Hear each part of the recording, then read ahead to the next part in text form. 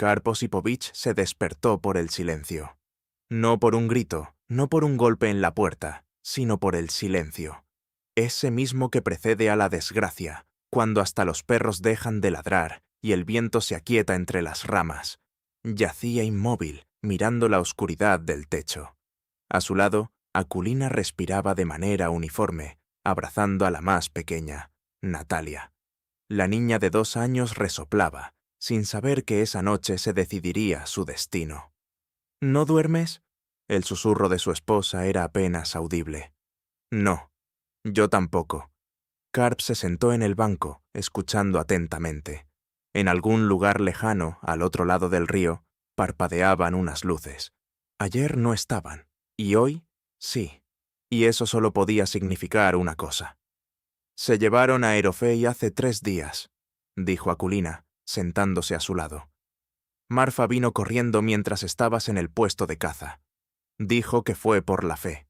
Karp apretó los puños. Erofei Sedov se aferraba a la antigua fe más que nadie en el pueblo. Se santiguaba con 2 dedos, no reconocía los nuevos libros, escondía iconos de escritura antigua. Ahora ya no está. Y las luces al otro lado del río no son una casualidad. «Prepárate», dijo en voz baja. Akulina no preguntó ¿a dónde?, ni preguntó ¿para qué? En 17 años había aprendido a entender a su marido sin palabras. Se levantó en silencio, y en silencio comenzó a preparar los atillos. Karp salió al patio. La noche de agosto de 1936 olía a heno y a humo. En algún lugar estaban quemando hogueras. Miró la isba, construida por su abuelo, la bania, que había levantado con sus propias manos, el pozo con su cigüeñal. Todo eso tendrían que dejarlo atrás. «¿Tiatia?» Se giró. En el porche estaba Sabin, el hijo mayor, de 15 años, ya casi un hombre. Detrás de él se acurrucaban Dimitri y Evdokia. «Preparaos. Llevad solo lo que podáis cargar». «¿A dónde vamos?», preguntó Evdokia. «A la taiga, lejos». Sabin fue el primero en entender. Asintió en silencio y llevó a los más pequeños a la isba.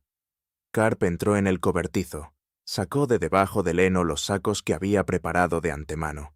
Un hacha, una sierra, semillas en saquitos de tela, centeno, patatas, nabos, sal, 3 puts, todo lo que tenía, una olla de cobre, aparejos de pesca, pólvora y plomo. Se había estado preparando para esta noche durante 3 años, desde que se llevaron a su padre, desde que quedó claro que los viejos creyentes no tenían cabida aquí. «Karp Osipovich», se estremeció. Junto a la cerca de mimbre estaba el vecino Mitrofán, el único en quien se podía confiar. «¿Te vas?» «Me voy». Mitrofán guardó silencio. Luego extendió algo envuelto en un trapo. «Toma, el rifle de tu padre. Lo necesitas más tú». Karp aceptó el bulto. Le temblaron las manos. «Que Dios te salve. Y a ti, Karp Osipovich, y a tu familia». Mitrofán se desvaneció en la oscuridad tan silenciosamente como había aparecido. Al amanecer, todo estaba listo. 5 atillos, 5 almas. Él, Akulina, Sabin, Dimitri, Evdokia. La madre llevaba a Natalia en brazos. Karp miró por última vez el patio. Luego quitó del dintel un pequeño icono de cobre. La Virgen Odigitria, la guía. «Guíanos, Madre de Dios», susurró. «Solos no llegaremos». Akulina se santiguó con 2 dedos. Los niños repitieron el gesto. Salieron a las afueras del pueblo cuando los primeros rayos de sol tocaron las copas de los abetos. Detrás quedaba la aldea, en la que habían vivido generaciones de los Likov. Delante se extendía la taiga, ilimitada, deshabitada, despiadada, pero viva. «Tiatia», susurró Evdokia, mirando hacia atrás. «¿Y volveremos?» Karp no respondió.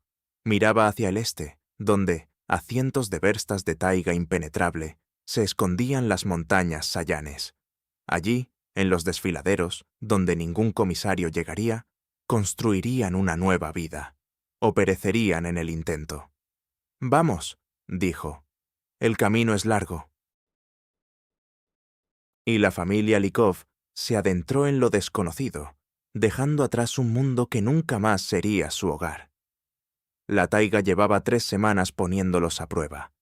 Akulina Karpovna iba penúltima, sujetando en la cadera a la pequeña Natalia, de 2 años. La niña hacía tiempo que había dejado de llorar. Solo miraba a su madre con unos ojos enormes, en los que se había instalado una paciencia impropia de su edad. A la espalda de Akulina colgaba un saco con el salterio, envuelto en una lona engrasada. Todo lo demás se podía perder. El libro, no. ¡Alto! Karp levantó la mano. La familia se detuvo. Delante, tras unos troncos caídos, algo crujía. Sabin se quitó silenciosamente el rifle de su padre del hombro. Una liebre salió corriendo de entre los arbustos y se alejó a toda velocidad. «Uf», exhaló Dimitri. «La hemos dejado escapar. El Señor nos enviará cuando lo necesitemos», dijo Akulina en voz baja. Lo repetía cada vez que los niños empezaban a desesperarse. Por la noche, junto a la hoguera, sacó el salterio. Evdokia, lee. La niña de 10 años se inclinó sobre la página, pasando el dedo por las letras en eslavo eclesiástico. Gospod paset mia y nichtose mia lishit. Niztoche, corrigió Akulina con suavidad. No te tragues los sonidos. Era su ritual nocturno desde que estaban en el pueblo. Ahora, en medio de la inmensa taiga, había adquirido un significado diferente. Mientras suene la oración, no son salvajes, no son fugitivos, son una familia, son personas. Karp escuchaba, echando ramas al fuego. Su rostro, cubierto de barba, parecía esculpido en piedra, pero Akulina veía que su marido tenía miedo. 42 años de vida, 20 de ellos junto a este hombre. Ella lo recordaba joven, recordaba la boda en la vieja casa de oración, recordaba cómo lloró cuando nació el primogénito, Sabin. Ahora ambos habían encanecido antes de tiempo. «Te creo», susurró ella, «y creo en el Señor. Él nos sacará adelante». Al final de la 4ª semana, Natalia enfermó. La fiebre llegó por la noche. La niña ardía, se agitaba. Llamaba a su madre con una voz parecida al maullido de un gatito. Akulina no durmió en 3 días. Conocía las hierbas. Su madre le había enseñado. Su abuela le había enseñado a su madre. Pero las hierbas necesarias no crecían allí. «Corteza de sauce», murmuraba, limpiando a su hija con un trapo húmedo. «Señor, dame un sauce». Sabin encontró un sauce junto al arroyo. Akulina arrancó la corteza, preparó una decocción amarga. Se la daba a Natalia gota a gota, susurrando oraciones. En la 4ª noche, la fiebre cedió. «Mamá», dijo la niña, «quiero comer». Akulina rompió a llorar. Por primera vez en todo el viaje, Karp encontró un lugar en la 6ª semana, una hondonada montañosa, protegida de los vientos, un arroyo con agua limpia, una explanada donde se podía construir una cabaña. «Aquí», dijo él. Akulina miró a su alrededor. Por todos lados se elevaban cordilleras cubiertas de cedros siberianos. Hasta la vivienda humana más cercana había cientos de verstas. Hasta la vida anterior, toda una eternidad. Se arrodilló y sacó del saco un icono de la Virgen. «Niños», llamó, «vengan aquí». Se pusieron en semicírculo, demacrados, sucios, vivos. Sabin, Dimitri, Evdokia, Natalia en brazos de su padre. «Dios te salve, María, llena eres de gracia», empezó Akulina. Las voces de los niños se unieron a la oración, delgadas, cansadas, pero firmes. Cuando resonó el último «Amén», Akulina se levantó y miró a su marido. «Bien, Karp Osipovich, muéstranos dónde vamos a construir la cabaña».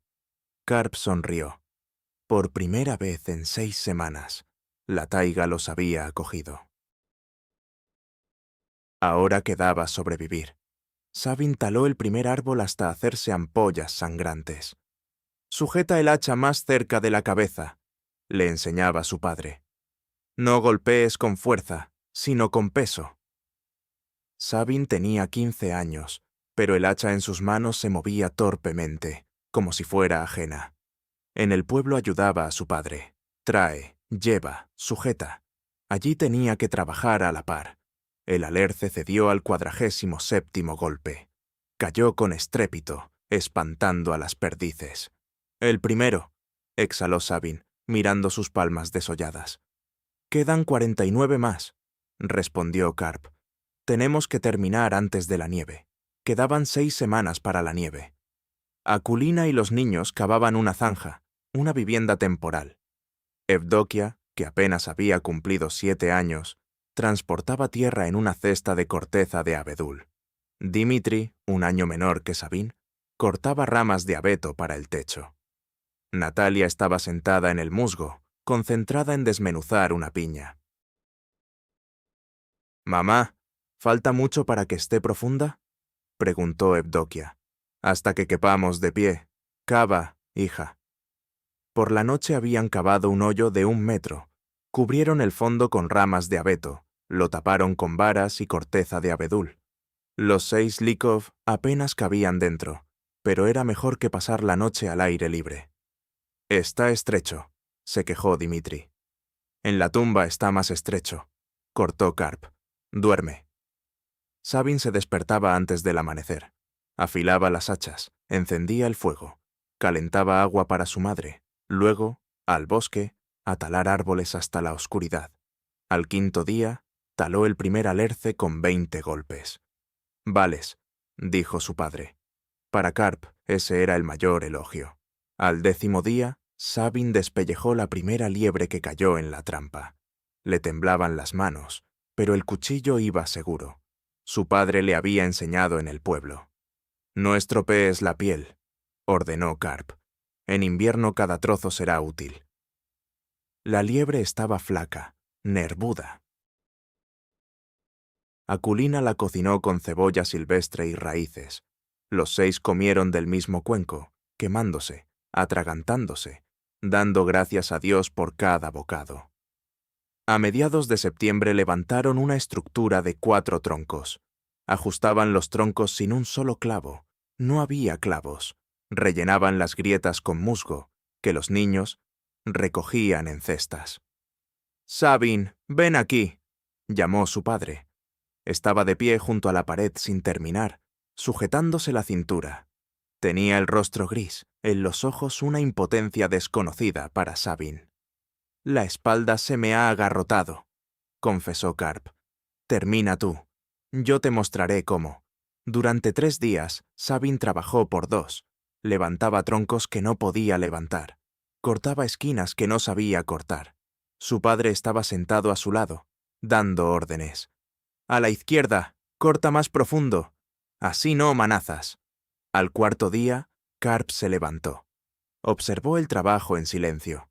Puso la mano en el hombro de su hijo. «Habrá cabaña».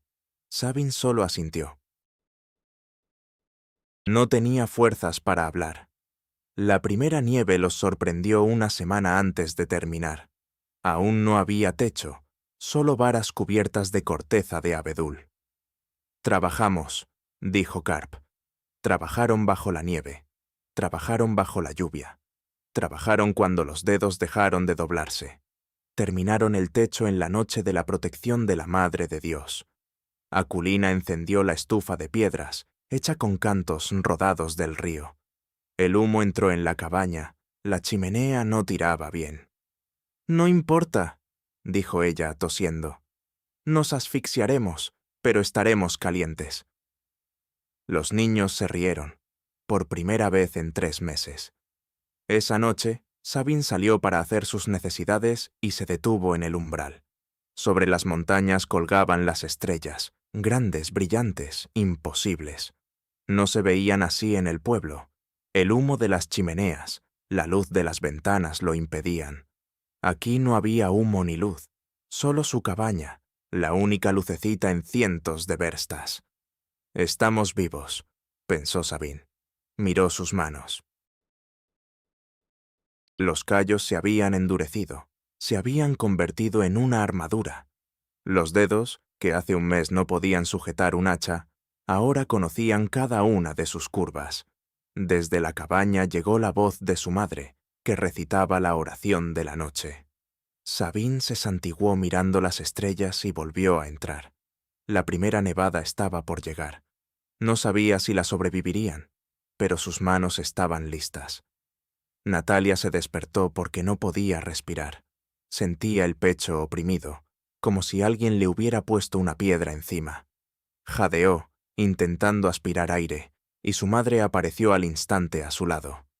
«Tranquila, hijita, tranquila». Akulina la levantó, la sentó y empezó a frotarle la espalda. Natalia respiraba con un silbido. Cada inspiración le costaba un mundo. Tenía 12 o 13. Ya se confundía. Aquí los años no se contaban por meses y números, se contaban por inviernos. Este era el 7º. «Mamá», susurró Natalia, cuando la respiración se le normalizó. «Otra vez no podré ayudar». «Sí podrás. Te sentarás con la rueca, a hilar».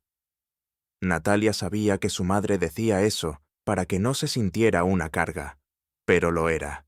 Enfermiza desde que nació, con el pecho débil, no podía ni acarrear agua, ni cavar el huerto, ni ir a las expediciones lejanas a por piñones. Pero sí sabía hacer otras cosas. Hacia el mediodía, Natalia estaba sentada junto a la ventana, turbia, cubierta con una vejiga de buey, remendando la camisa de su padre. Sus dedos, finos y pálidos, volaban sobre la tela. Las puntadas eran uniformes, una tras otra. «Mira, Yevdokia», dijo la madre, pasando por allí. «Aprende de tu hermana». La menor, que había cumplido 9 años, hizo un mohín. «Se me rompe el hilo». «Porque tiras a tirones. Hay que tirar suave, como Natalia». Natalia le sonrió a su hermana. Yevdokia era sana, fuerte, siempre correteaba por la granja, y siempre rompía la ropa. Natalia era la que tenía que arreglarla. Ese era su lugar en la familia. No era fuerte, así que era útil de otra manera. Cosía, hilaba, cardaba lana. Les enseñaba a Yevdokia y al pequeño Dimitri las letras, con el mismo salterio que su madre había sacado del pueblo. Cuando su padre o sus hermanos volvían de cazar, ella preparaba infusiones para las heridas. Cuando su madre caía rendida por el cansancio, ella preparaba un caldo. Pequeños trabajos, discretos, pero sin ellos todo se desmoronaba. Por la noche, cuando la familia se reunió para rezar, Natalia preguntó de repente: «Padre, allí, en el pueblo, ¿había otros niños?» Karp guardó silencio. Rara vez hablaba del pasado. «Sí, los había». «¿Muchos?» «Una treintena. Quizá más». Natalia intentó imaginárselo. 30 niños. Ella solo conocía a 4. A sí misma, a sus hermanos y a su hermana. ¿Cómo era eso? ¿30? ¿Y ellos también huyeron? No lo sé, hija. Akulina se santiguó. Recemos por ellos. Natalia cerró los ojos, susurrando las palabras de la oración. No recordaba el pueblo. Tenía 2 años cuando se fueron. No recordaba ya otras personas, aparte de su familia. No sabía cómo eran las caras ajenas. A veces intentaba imaginárselo. No le salía bien. Los inviernos se sucedían a las primaveras. Natalia crecía lentamente, enfermizamente, pero crecía.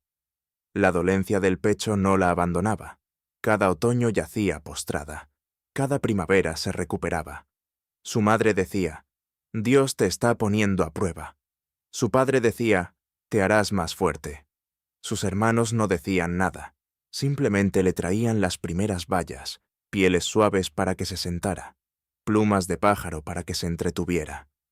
Cumplió 17 años cuando subió por primera vez a la cresta. Sabine la guiaba lentamente, deteniéndose en cada cuesta.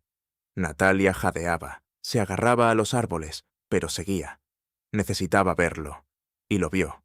Las montañas, infinitas, azules, que se perdían en el fin del mundo. La taiga abajo, un mar verde oscuro sin fin. Y en ninguna parte, ni humo, ni fuego, ni rastro de ser humano. Estamos solos, susurró Natalia. Solos, confirmó Sabine. No sabía qué sentía. ¿Miedo? ¿Paz? ¿Ambas cosas a la vez? 17 años. Ni una sola cara ajena, ni una sola voz ajena. Solo las montañas, solo el cielo, solo la familia. Sabine, preguntó de repente.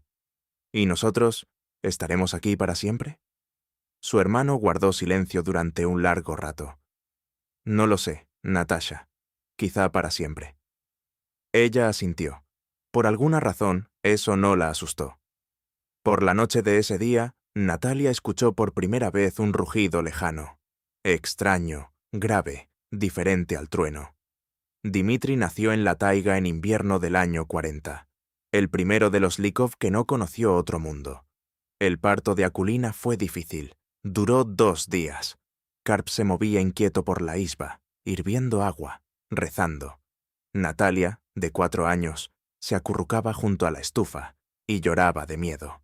Sabine le cogía la mano a su madre. Cuando se oyó el primer grito del bebé, Karp cayó de rodillas. «Señor, te doy gracias». El niño era grande, sano, con unos pulmones fuertes. Gritaba tanto que parecía que la taiga temblaba. «Mitenka», susurró la exhausta Akulina. «Dimitri, en honor al abuelo». Creció de forma diferente a los mayores. Ellos recordaban, aunque vagamente, el pueblo, la gente, la iglesia. Dimitri no recordaba nada. Para él, el mundo empezaba y terminaba en este valle. A los 3 años ya seguía a su padre a cazar. No a cazar, solo a mirar. A los 5 distinguía las huellas de todos los animales. A los 7 puso su primera trampa para liebres. «Padre», preguntaba, «¿y qué hay allí, detrás de las montañas?» «El mundo», respondía Karp. «Un mundo malvado». «¿Y cómo es malvado?» Su padre no sabía cómo explicarlo. ¿Cómo contar las represiones a alguien que no había visto ni una sola persona ajena? Allí la gente es diferente. No viven según Dios. Dimitri asentía, sin entender. Para él, la gente era la familia. 6. No existían más personas. A los 15 años se convirtió en el más fuerte de la familia. Más alto que su padre por media cabeza, ancho de hombros, incansable. Cargaba troncos que Karp ya no podía levantar. Se iba de caza durante 3 días y regresaba con la presa. «Es un hijo del bosque», decía Akulina con orgullo y temor. «La taiga lo parió, la taiga lo crió». Realmente era parte de ese mundo. Se movía silenciosamente como un lince.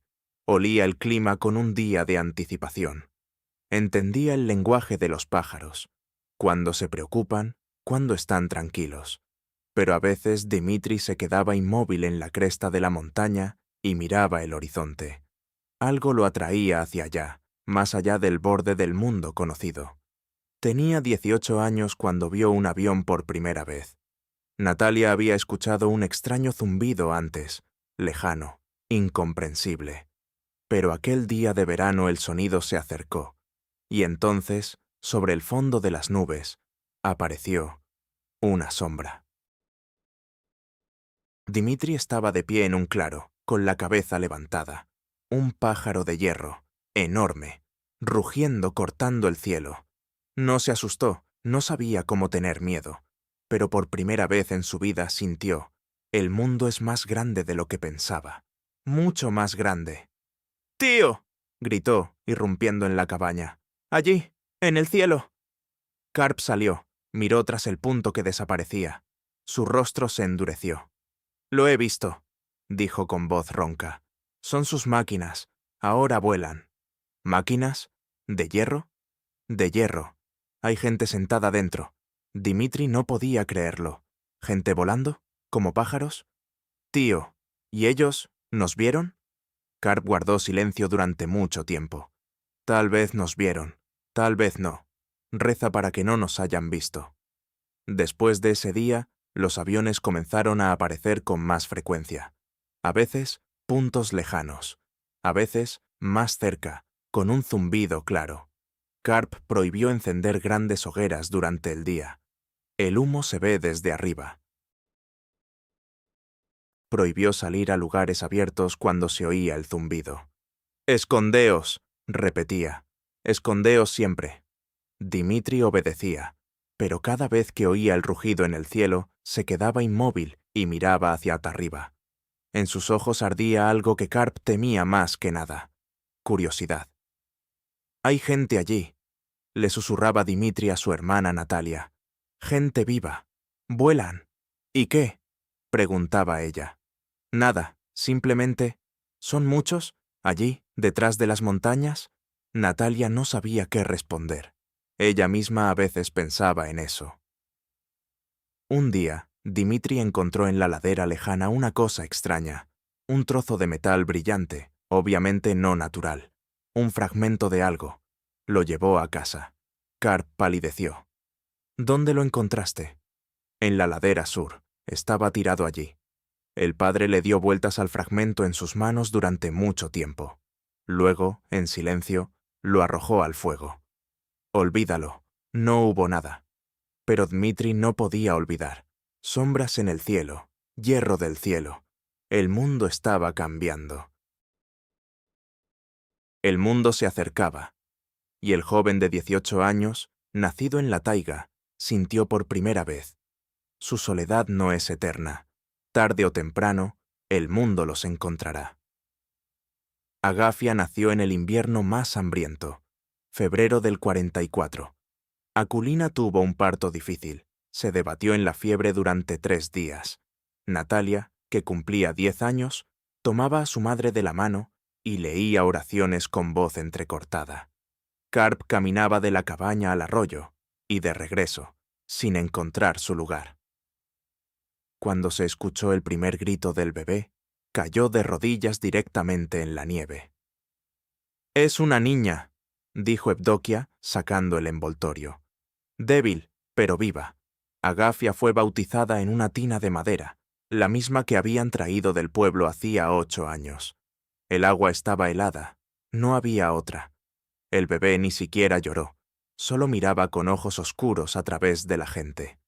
«Será una bienaventurada», susurró Akulina. «El Señor la ha marcado». Agafia creció como una niña extraña.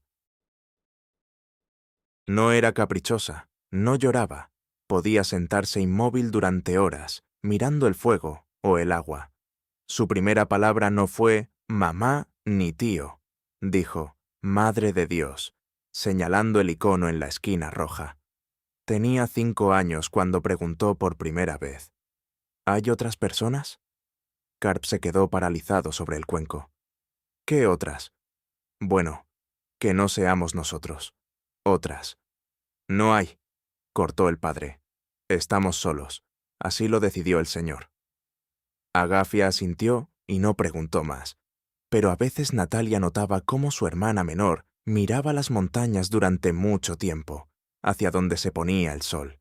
A los 10 años, Agafia se sabía el salterio de memoria.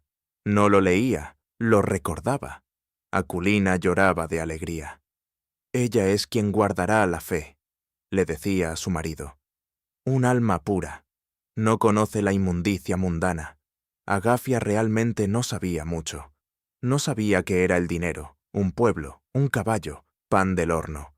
No sabía que había otros niños. Que en algún lugar la gente vive por miles, hablan un mismo idioma, pero no se entienden. Su mundo era simple: cabaña, taiga, familia, Dios. Y eso era suficiente. En el verano del 58, Akulina murió. Agafia tenía 14 años. Estuvo sentada junto a la cama de su madre durante 3 días, leyendo oraciones fúnebres. No comía, no dormía, solo leía, con una voz uniforme e incolora. «Hijita», susurró Akulina antes de morir, «guarda la fe. Tú eres la última pura». «La guardaré, mamá». Akulina sonrió y cerró los ojos. La enterraron en la ladera, donde en primavera florecía el rododendro. Carp envejeció en una sola noche. Se encorvó, encaneció, comenzó a hablar solo. Sabin asumió todas las tareas masculinas, Natalia, las femeninas, y Agafia tomó el salterio y el icono de la Madre de Dios. «Leeré por la mañana y por la noche», dijo. «Como mamá». Nadie se opuso. Pasaron los años. Uno tras otro, los familiares se fueron. Evdokia, por la fiebre. Natalia, por una enfermedad pulmonar crónica. Sabin se esforzó demasiado en la caza. Le falló el corazón. Carpio se extinguió en silencio, en sueños, tras vivir casi medio siglo en la taiga. A cada uno, Agafia lo despedía con una oración. A cada uno le cavaba una tumba en la ladera familiar. Después de cada muerte, el mundo se volvía más silencioso, más vacío y más estrecho al mismo tiempo. Para el año 78, solo quedaban dos, Agafia y Dimitri. Ella tenía 34 años. Nunca había visto a otra persona que no fuera su familia. Aquel día de agosto, Dimitri se fue a revisar las trampas lejanas. Agafia se quedó sola, escardando el huerto, cantando salmos en voz baja. No oyó las voces de inmediato. Voces extrañas. Agafia se enderezó. Por la ladera subían personas. 5, con ropa extraña, con palos de hierro a la espalda. No gritó, no huyó. Simplemente se quedó de pie, apretando en sus manos un manojo de malas hierbas. Uno de los extraños se detuvo a 10 pasos. Se quitó el sombrero. «Buenos días», dijo con cautela. «Somos geólogos. ¿Usted vive aquí?» Agafia guardó silencio. Miraba su rostro, el primer rostro extraño en 34 años de vida. «Vivo», respondió finalmente. «¿Y ustedes de dónde son?» El mundo había encontrado su refugio. Dimitri tenía razón. Galina Pismenskaya llevaba 20 años trabajando en expediciones, pero nunca había visto algo así. La mujer estaba de pie, descalza, en la parcela, con un vestido de una tela tosca, como de arpillera o... Galina no podía entender de qué estaba cosido. El rostro curtido, bronceado hasta la negrura, los ojos claros, alerta, pero no asustados. «Erofei», llamó Galina en voz baja a su guía. «¿Tú ves esto?» «Lo veo», respondió éste con voz ronca. «Viejos creyentes. Dios mío, verdaderos viejos creyentes». La mujer, a la que se le podían echar tanto 30 como 50 años, de repente se santiguó con 2 dedos. «¿Están bautizados?», preguntó con una voz extraña, melodiosa. «Bautizados», respondió Galina maquinalmente. «Somos geólogos, buscamos mineral de hierro. ¿Y ustedes? ¿Hace mucho que viven aquí?» La mujer guardó silencio. Toda la vida. De la cabaña, que se estaba cayendo a pedazos, salió un hombre, alto, delgado, con una larga barba. Se movía con cautela, como un animal, listo para desaparecer en la espesura en cualquier momento. «Dimitri», llamó la mujer. «Ha venido gente. Dicen que son geólogos». El hombre se detuvo a 3 pasos de Galina.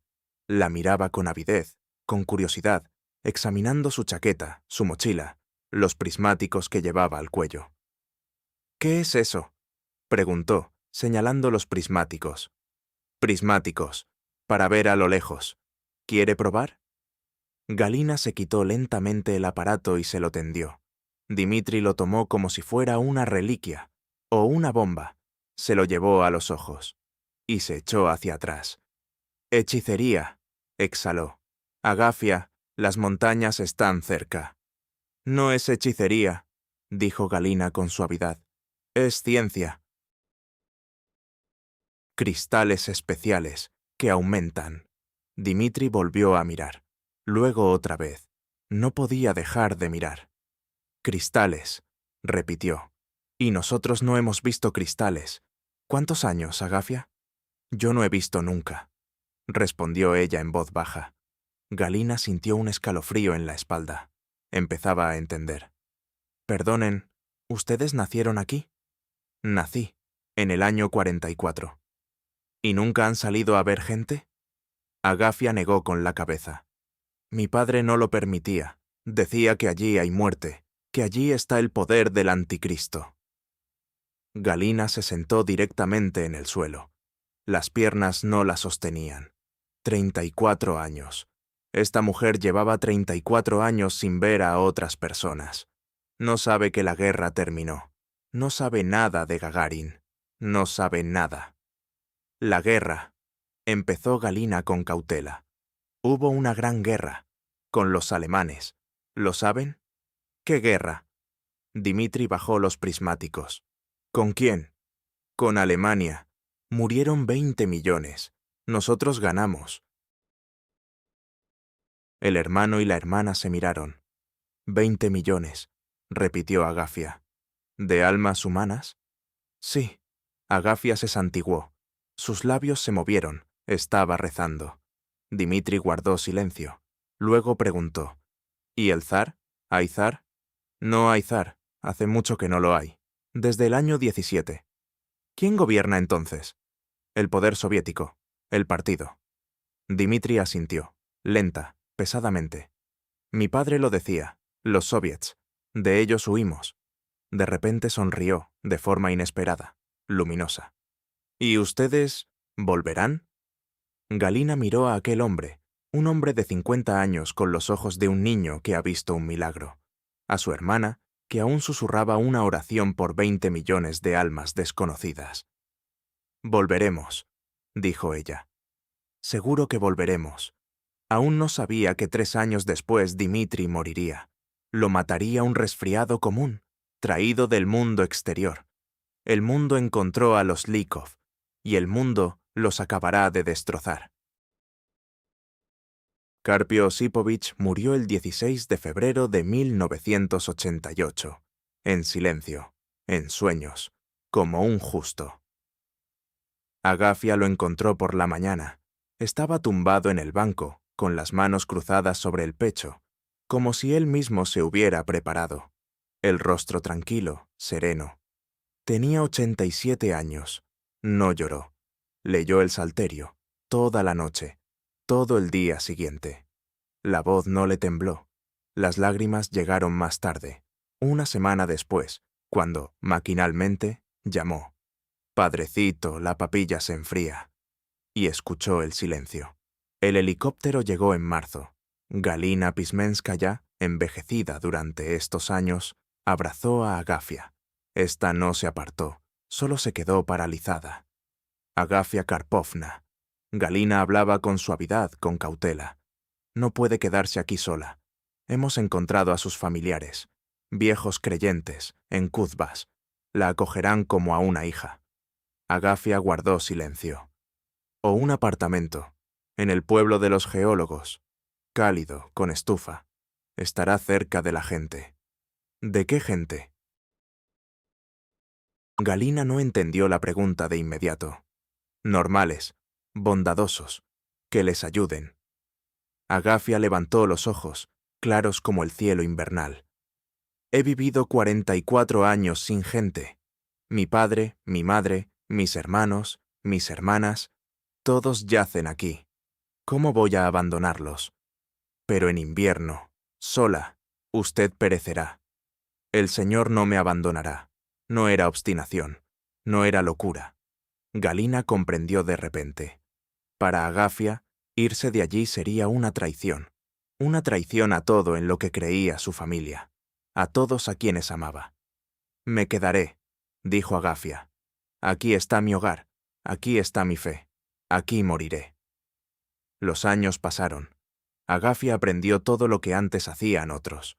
Reparaba el tejado, ponía trampas, cavaba el huerto, sola, encorvada sobre la tierra helada. A veces llegaban helicópteros, le traían sal, harina, semillas. Ella aceptaba los regalos, daba las gracias, pero no volaba al pueblo. Nunca. Venían periodistas, ella hablaba con ellos, pero no entendía su mundo. ¿Televisión? ¿Internet? Palabras vacías. ¿Para qué necesita todo eso?, le preguntaban. ¿Y para qué necesitan ustedes lo suyo? Respondía ella. No había respuesta. Año 2023. Agafia tiene 79 años. Está sentada en el umbral de la isba, la misma que construyó su padre hace 87 años. Los troncos se han ennegrecido, se han hundido, pero resisten. Como ella. Es de mañana. El sol se levanta sobre la cordillera. La taiga despierta. Pájaros, el susurro del viento, el lejano chapoteo de un arroyo. Agafia repasa las cuentas de su rosario, el mismo, de enebro, que su madre talló en el primer invierno. Piensa en ellos, en su madre, que leía el salterio a la luz de una astilla de madera, en su padre, que llevó a la familia a través de la taiga, en Sabín, Natalia, Evdokia, Dimitri, todos a quienes esta tierra se llevó. Están aquí, todos están aquí, en estos árboles, en esta agua, en este aire. No estás sola, nunca ha estado sola. El mundo ha cambiado. Los soviets desaparecieron, como predijo su padre. Ha llegado algo nuevo, incomprensible. La gente vuela al espacio, habla a través de pequeñas cajas, vive en colmenas de piedra. Y ella planta patatas, reza oraciones, mira las estrellas, las mismas estrellas que vio Karpo Sipovich la noche de la huida. Hace 87 años, una familia de 6 personas se adentró en la taiga para salvar su fe. Quedó una, pero la fe también quedó. Agafia se levanta apoyándose en un bastón. Es hora de alimentar a las cabras. Después, la oración. Después, el trabajo. Como ayer, como mañana, como siempre. Entra en la isba. La puerta se cierra. La taiga guarda silencio, paciente, eterna. Sabe esperar.